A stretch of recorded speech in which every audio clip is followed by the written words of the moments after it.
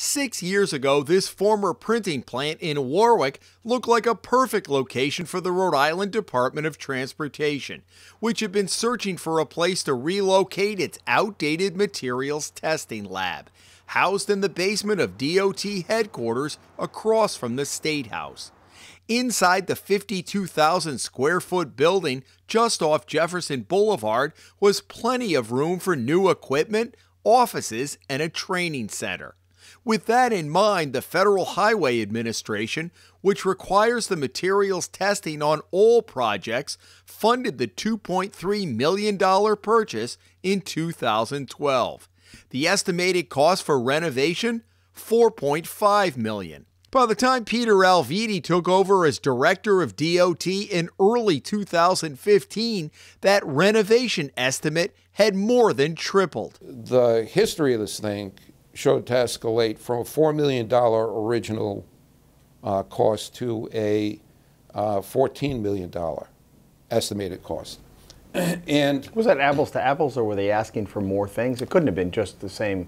You haven't looked at it? I don't know. Frankly, I don't care. That being one of the piles of things on my desk, right? In addition to broken bridges and decayed roadways, I kind of put it off to one side and focused our priorities here at DOT to rebuilding the roads, rebuilding the bridges, and developing a long-range plan and reorganizing DOT.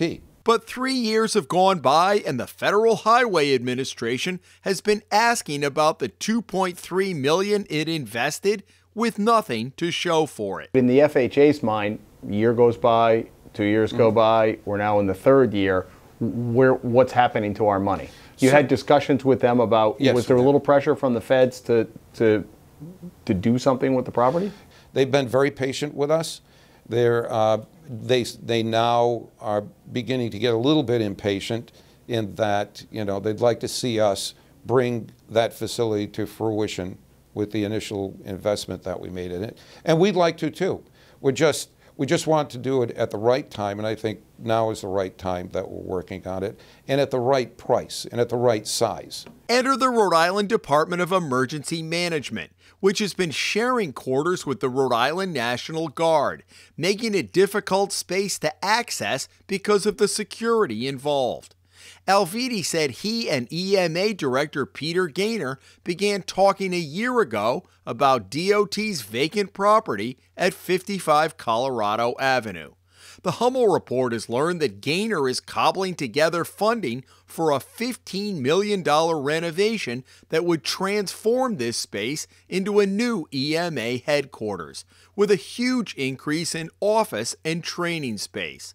In an interview with the Hummel Report earlier this month, Gaynor told us, "We've been quietly working on it, but I think it's going to go a little bit faster now because we have a designer on board, we put out a request for proposal, and we're going to get cracking here shortly." Part of the EMA's renovation cost would be money to reimburse the federal government for a portion of the original purchase price.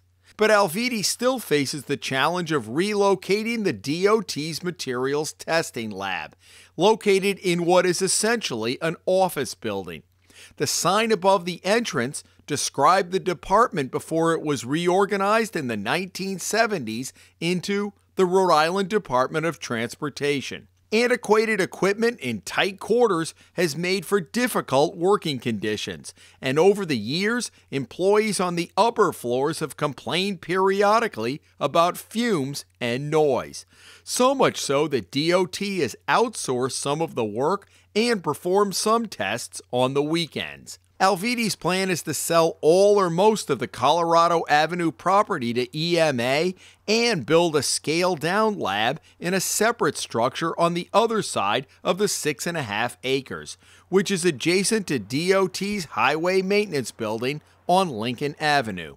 We're not looking to build the Taj Mahal here, but we're looking to build a laboratory that will provide the services that we need, no more, no less. We're trying to right-size our facility, and he's trying to right-size his needs, and we're trying to see where all the pieces of the puzzles will fit on this site and how they'll coexist. We're hopeful that we can get the money that we need to put that plan in place so that EMA can occupy all, if not most, of the Colorado Avenue, and that we could build some inexpensive metal buildings adjacent to it, that, those prefab metal buildings that would serve our purpose. And Gaynor says a renovation should take approximately 18 months, meaning EMA could be in sometime next year.